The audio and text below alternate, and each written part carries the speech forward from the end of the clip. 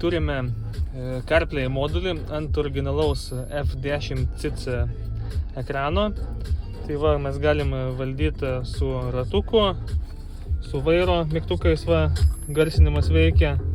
Galima muziką perjungti su originaliu komboksu.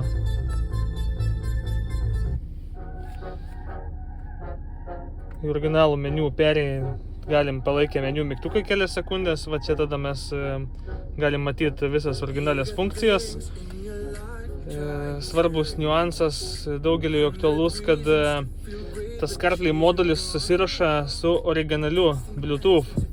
Mes originaliam meniu pasidarom Bluetooth audio ir jis pilnai visas susiriša su CarPlay'u. Nereikia aukso.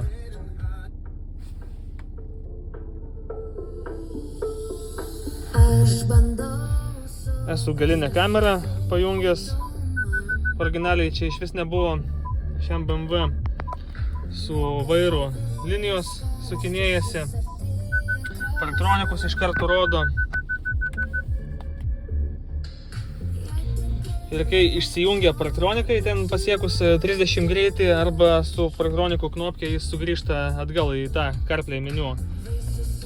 O CarPlay meniu mes turim įprastai kaip originaliuose mašinose, kai būna tas CarPlay principas visur tas pats. Tai navigacija, Google Maps fazė arba muzikos leidimo programos. Tai YouTube Music, Spotify, SoundCloud.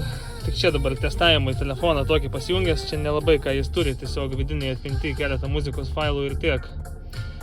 Paskui mes turim čia į Home paspaudę pačio modulio meniu, čia toks yra, va.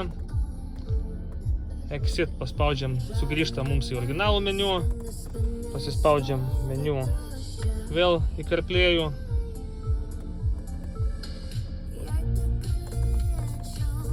Šiaip sklandžiai viskas veikia, be jokio lago. Vėl originalų meniu galim perėti. Originalas, meniu, CarPlay.